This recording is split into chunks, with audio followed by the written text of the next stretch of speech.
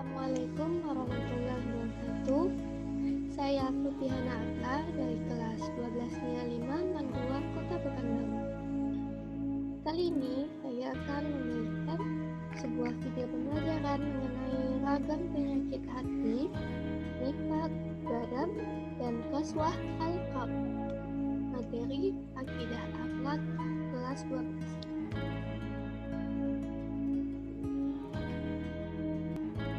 Ragam penyakit hati terbagi menjadi 3. Yang pertama yaitu nifaq atau munafik, yang kedua ghadab atau marah, dan yang ketiga qaswah al-qalb atau keras hati.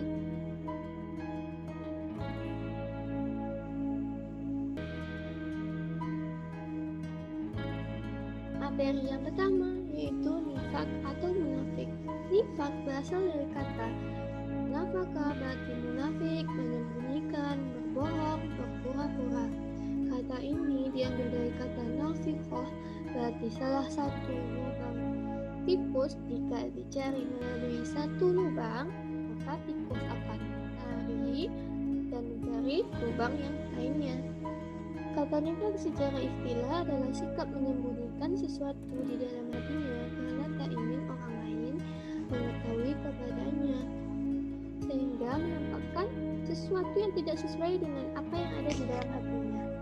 Allah Subhanahu wa Ta'ala berfirman, Bismillahirrahmanirrahim, Innal munafiqina humul fasiqun, yang artinya sesungguhnya orang-orang munafik itu adalah orang-orang yang fasik. Quran Surat At-Taubah ayat 67.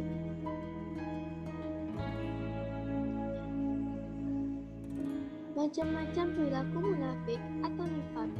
Yang pertama, nifaq amali atau urfi, dan yang kedua, nifaq imani atau syar'i. Nifaq amali itu apa sih? Banyak yang bertanya-tanya apa itu nifaq amali dan apa itu nifaq imani. Yang pertama yaitu nifaq amali ialah sikap yang dimiliki seseorang dengan memperlihatkan sesuatu yang tidak sesuai dengan yang sebenarnya, sehingga dalam interaksi sosial dia sering berperilaku atau menampakkan tanda-tanda kemunafikan. Lalu yang kedua, nifaq imani adalah suatu sikap yang dimiliki seseorang dengan memperlihatkan keimanannya dan menyembunyikan kekafirannya. Lalu bagaimana sih cara menghindari perilaku munafik? Untuk menghindarinya ada 2 cara. Yang pertama, membiasakan berkata jujur. Yang kedua, membiasakan diri untuk setia dan amanah. Jujur adalah sikap terpuji di mana seseorang mengatakan sesuatu sesuai dengan kenyataan apa yang diketahui.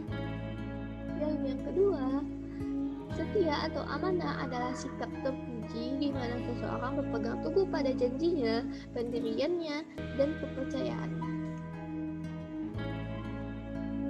Lalu materi selanjutnya yaitu ghadab atau marah. Kata ghadab berasal dari kata ghadiba, yaghdabu, yang berarti marah, mengamuk, murka, gerang, gusar, jengkel, dan naik hitam. Lalu secara istilah, ghadab itu apa sih?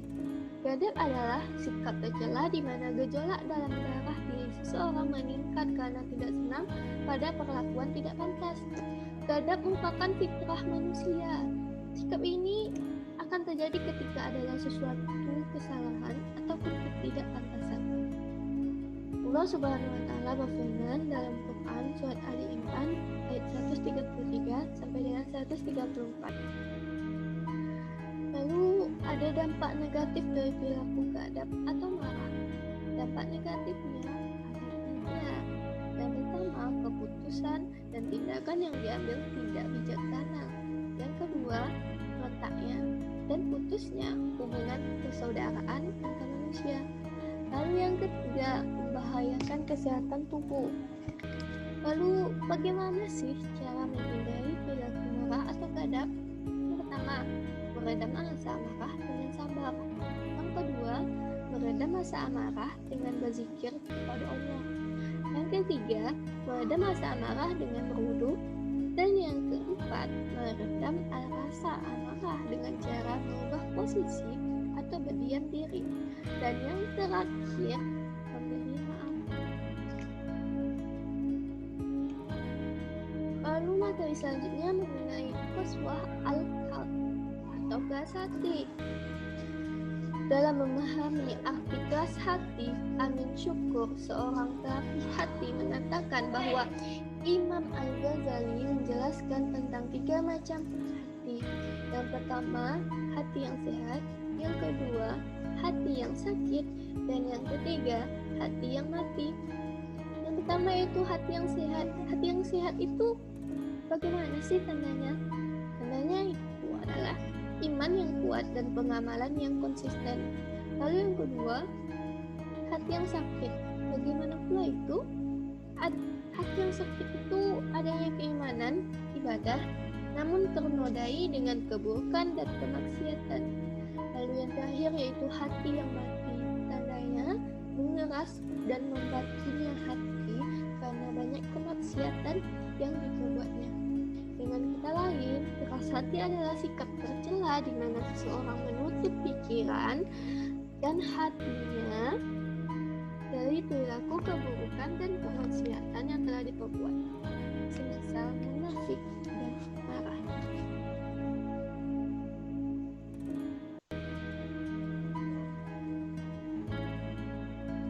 Lalu bagaimana sih cara menghindari kerasnya hati atau qaswah al-qalb? Untuk menghindari diri dari kerasnya hati, kita dapat melakukan beberapa hal. Yang pertama, membaca Al-Quran disertai dengan perenungan. Yang kedua, mengatur pola makan agar perut tidak kenyang. Yang ketiga, bangun malam. Yang keempat, merendahkan diri kepada Allah. Yang kelima, bergaul dengan orang-orang saleh. Dan yang terakhir atau yang keenam, berbakti kepada orang lain.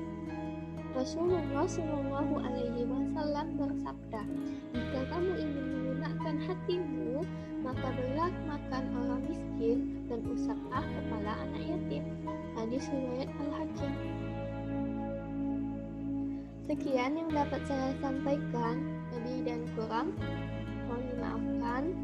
Thank you. Like, subscribe, comment.